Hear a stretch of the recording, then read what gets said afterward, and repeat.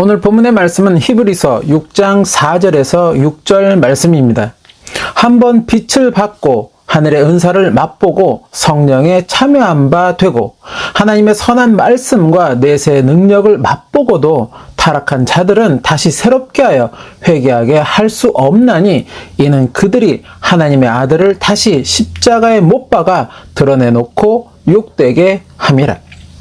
한 번 구원은 영원하다라는 말이 있습니다. 더불어 이 말은 기독교 내에서 끊임없이 논쟁이 되고 있는 말이기도 합니다. 이 말은 종교개혁을 이끈 칼빈이 주장했던 말로서 성도의 견인이라는 개념에서 유래된 말이라고 합니다. 그가 주장했던 성도의 견인이란 하나님에게서 거듭났다면 성령의 내주, 곧 성령의 임재로 말미암아 하늘이나 땅에 있는 그 어떤 것도 하나님의 사랑에서 떠나지 못하게 한다는 것이었습니다.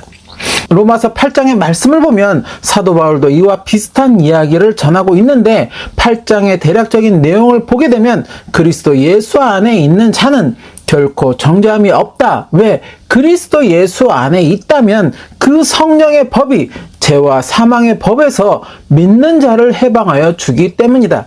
그렇게 하나님이 우리를 위하신다면 아무도 우리를 그리스도의 사랑에서 끊을 자가 없다라는 이야기를 하고 있습니다. 로마서 8장 1절에서 2절 말씀.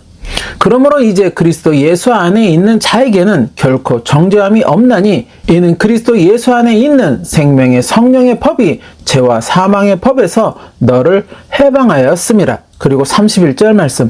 그런즉 이 일에 대하여 우리가 무슨 말 하리요? 만일 하나님이 우리를 위하시면 누가 우리를 대적하리요? 그리고 이어서 35절에서 39절 말씀. 누가 우리를 그리스도의 사랑에서 끊으리요? 환난이나 곤고나 박해나 기근이나 적신이나 위험이나 칼이랴. 기록된 바 우리가 종일 주를 위하여 죽임을 당하게 되며 도살당할 양같이 여김을 받았나이다 함과 같으니라. 그러나 이 모든 일에 우리를 사랑하시는 이로 말미암아 우리가 넉넉히 이기느니라. 내가 확신하노니 사망이나 생명이나 천사들이나 권세자들이나 현재 일이나 장래 일이나 능력이나 높음이나 깊음이나 다른 어떤 피조물이라도 우리를 우리 주 그리스도 예수 안에 있는 하나님의 사랑에서 끊을 수 없으리라. 그래서 성경학자들은 칼빈의 성도의 견인이라는 주장이 아마도 사도 바울의 이러한 주장을 바탕으로 하고 있을 것이라고 말하고 있습니다. 그런데 칼빈의 이러한 주장이나 또 사도 바울의 이야기에서 우리는 한 가지 주목해야 하는 부분을 보게 된다는 것입니다. 바로 하나님에게서 거듭났다면 이라는 말과 그리스도 예수 안에 있는 자라는 말이라는 것입니다. 즉 칼빈의 한 번 구원은 영원하다라는 주장은 하나님에게서 거듭났다면을, 그리고 사도 바울의 이야기에서는 그리스도 예수 안에 있는 자라는 것을 전제 조건으로 깔고 있다는 것입니다. 결국 하나님에게서 거듭난 자를 향한, 그리고 온전히 그리스도 예수 안에 있는 자를 향한 하나님 구원의 계획은 변함이 없으시다는 것을 말하고 있다는 것입니다. 그렇게 세상의 그 어떤 것도 그의 구원을 막지 못하며 하나님과의 관계를 끊지 못하도록 하나님이 그를 보호하시고 인도하여 주신다는 것입니다. 가룟 유다를 제외한 예수님의 제자들이 바로 그러한 신앙의 발걸음을 걸어갔다는 것입니다. 사도 바울이 그러한 신앙의 발걸음을 걸었다는 것입니다. 이사야나 다니엘과 같은 구약의 선지자들이 바로 그렇게 하나님에게서 온전히 거듭난 자의 모습이었다는 것입니다. 세상의 그 어떤 것도 그들의 구원을 막을 수가 없었다는 것입니다. 그 어떤 것도 하나님과 이들의 관계를 끊을 수가 없었다는 것입니다. 바로 그러기에 한 번 구원은 영원하다라는 것을 우리는 섣불리 말한다거나 그러한 생각으로 자만에 빠져서는 결코 안 된다는 것입니다. 왜냐하면 그것은 어디까지나 내 자신이 하나님에게서 온전히 거듭난 자의 모습을 하고 있어야 한다는 그러한 전제가 성립되어 있어야 하기 때문이라는 것입니다. 더불어 예수님의 제자들이나 사도 바울, 그리고 구약의 선지자들도 이러한 생각, 곧 자신들이 온전히 하나님에게서 거듭난 자라는 그러한 생각을 품지 않았으리라는 것입니다. 왜? 사도 바울은 자신에게는 하나님의 법과 죄의 법이 공존하고 있음을, 그렇게 자신은 날마다 죽는다는 그러한 고백을 남겼다는 것입니다. 로마서 7장 19절에서 24절 말씀. 내가 원하는 바 선은 행하지 아니하고 도리어 원하지 아니하는 바 악을 행하는도다. 만일 내가 원하지 아니하는 그것을 하면 이를 행하는 자는 내가 아니요 내 속에 거하는 죄니라. 그러므로 내가 한 법을 깨달았노니 곧 선을 행하기 원하는 나에게 악이 함께 있는 것이로다. 내 속사람으로는 하나님의 법을 즐거워하되 내 지체 속에서 한 다른 법이 내 마음의 법과 싸워 내 지체 속에 있는 죄의 법으로 나를 사로잡는 것을 보는도다. 오호라 나는 곤고한 사람이로다. 이 사망의 몸에서 누가 나를 건져내랴. 그리고 고린도전서 15장 31절 말씀. 형제들아, 내가 그리스도 예수 우리 주 안에서 가진 바 너희에 대한 나의 자랑을 두고 단언하노니 나는 날마다 죽노라. 이것은 곧 사도 바울의 심중에 자신이 하나님에게서 온전히 거듭난 자라는 자만은 가지고 있지 않았음을 증명하고 있다는 것입니다. 여전히 자신은 하나님 앞에 또 말씀 앞에 부족한 자임을 고백하고 있다는 것입니다. 그가 비록 로마서 8장을 통해서 칼빈의 주장의 배경이 되는 그러한 이야기를 남겼다고 하여도 자신 스스로는 그러한 자만에 빠져 있지 않았다는 것입니다. 나는 하나님에게서 온전히 거듭난 자라는 생각, 그렇게 자신은 하나님 나라의 구원을 받았으며 그 구원은 변함이 없을 것이라는, 곧 영원할 것이라고 하는 그러한 생각은 자칫 자기의 믿음을 자만에 빠뜨리기 쉽다는 것입니다. 그러한 자만은 자기 신앙의 발걸음을 구원으로 이끄는 것이 아니라 오히려 그 반대의 길로 이끌 수 있다는 것입니다. 그렇게 나는 하나님 나라의 구원을 확신했지만 오히려 그 반대의 결과, 곧 심판의 결과 앞에 설 수도 있음을 알아야 한다는 것입니다. 전통 유대인들이 바로 그러한 자만에 빠져 있었다는 것입니다. 자신들은 하나님께 택함을 받은 백성이라고 하는, 그렇게 하나님의 율법을 지키면 하나님 나라의 구원이 보장될 것이라고 하는 잘못된 자만을 품고 있었다는 것입니다. 그러한 잘못된 자만으로 인해 결국 자신들 눈앞에 그리스도 예수가 있음에도 그것을 알아보지도 또 깨닫지도 못하였다는 것입니다. 오히려 하나님을 모독한 자라고 예수님을 매도하였고, 그렇게 그리스도 예수를 죄인 취급하며 결국에 십자가 죽음으로 내몰았다는 것입니다. 그들은 스스로를 하나님께 속한 자라고 믿고 있었지만 그것은 결국 잘못된 자만이었다는 것입니다.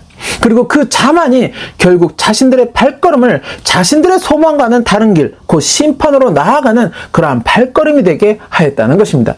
더불어 자신의 그러한 발걸음이 잘못된 발걸음임을 그들은 깨닫지도 못하고 있었다는 것입니다. 아니, 어쩌면 그 자만으로 인해 깨달으려 하지 않았다는 것입니다. 잘못된 자만은 자신을 돌아보지 못하게 한다는 것입니다. 자신의 발걸음이 지금 올바른 구원의 길로 향하고 있는지 아니면 잘못된 결과로 향하고 있는지를 돌아보지 못하게 한다는 것입니다. 그 자만이 진리를 향한 자신의 영적인 귀를 막으며 또 자신의 영적인 눈을 멀게 한다는 것입니다. 그러기에 하나님을 또 예수 그리스도를 믿는 우리 그리스도인들은 이러한 자만에 빠져서는 안 된다는 것입니다. 더불어 이것은 내가 어떤 직분을 가졌다고 해서 예외가 되는 것은 아니라는 것입니다. 또한 내 신앙의 기간이 오래 되었다고 해서 예외가 되는 것도 아니라는 것입니다. 즉 내가 목회자라고 해서 또는 선교사라고 해서 또는 장로, 권사 등의 직분을 가졌다라고 해서 이러한 자만에서 예외가 되지는 않는다는 것입니다. 또한 내가 모태신앙으로서 몇십 년간 교회를 다니며 오랜 신앙생활을 하였다고 해서 예외가 되지는 않는다는 것입니다. 오히려 그러한 직분을 가졌다는 것에 또 오랜 신앙생활을 하였다는 것에 더 자만에 빠져있는 모습을 보기도 한다는 것입니다. 교회의 직분이 하나님 나라의 구원으로 연결되는 것이 아니라는 것입니다.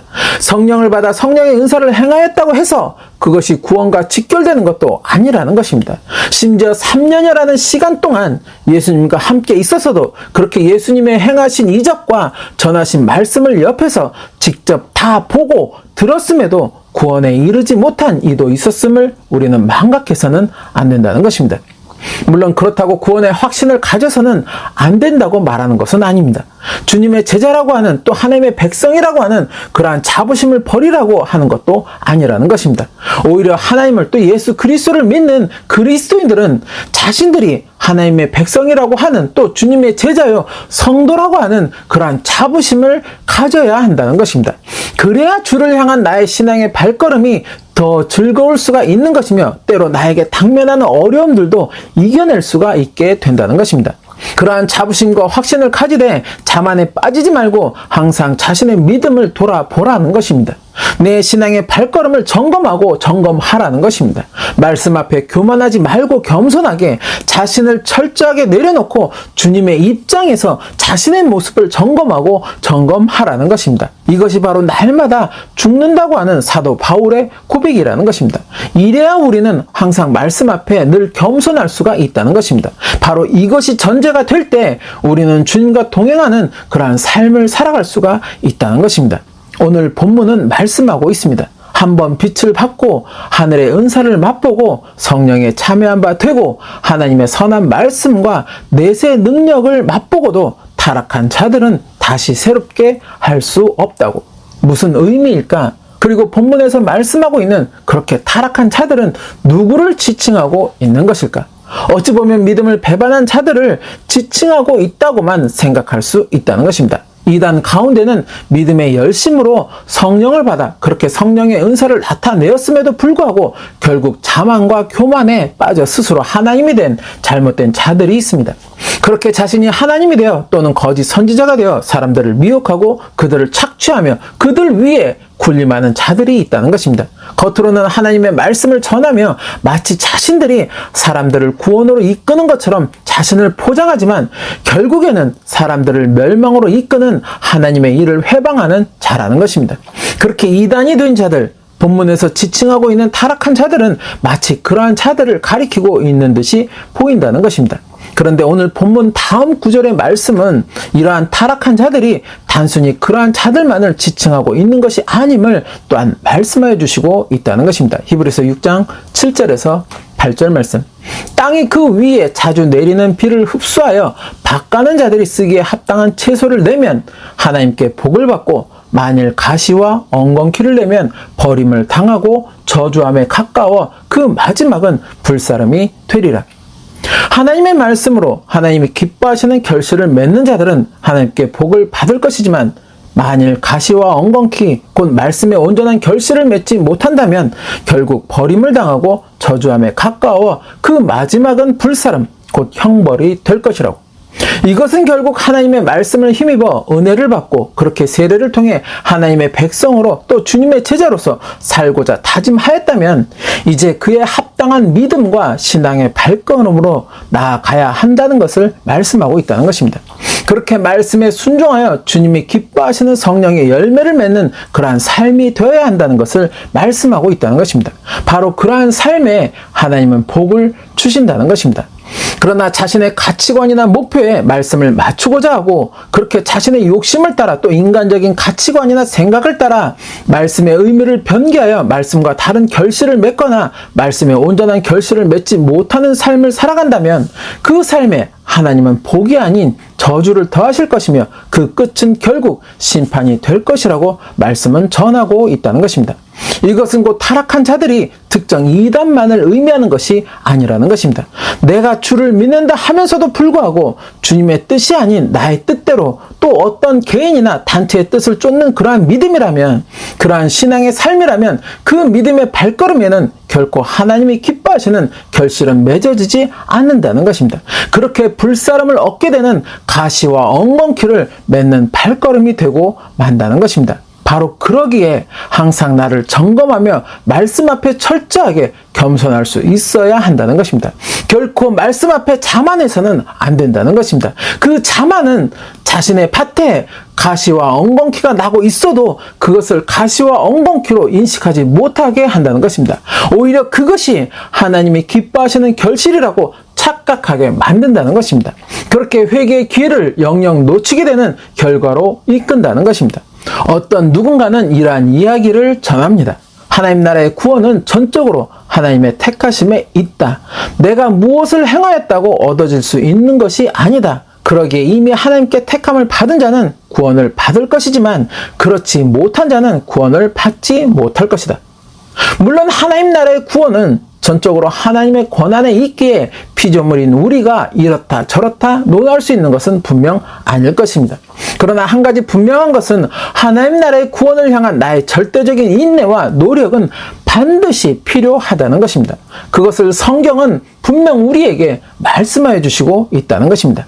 더불어 나 아닌 누군가의 기도와 응원이 그리고 그의 인도함이 내가 구원으로 나아가는데 도움이 될 수는 있습니다. 그렇지만 나 스스로 구원을 향한 인내와 노력이 뒷받침되지 못한다면 결국에 나를 위했던 다른 이들의 기도와 응원은 그리고 바램은 헛된 것이 될 수도 있다는 것입니다.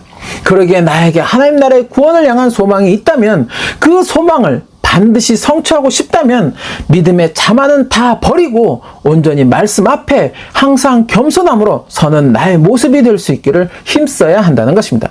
저와 여러분이 바로 이러한 겸손한 자의 모습이 되시기를 소망합니다. 그렇게 주님이 기뻐하시는 결실을 맺어가는 신앙의 발걸음이 되시기를 소망합니다. 그리고 그 끝에 결국 하나님 나라의 구원을 성취하는 축복을 누리시기를 예수님의 이름으로 축원합니다.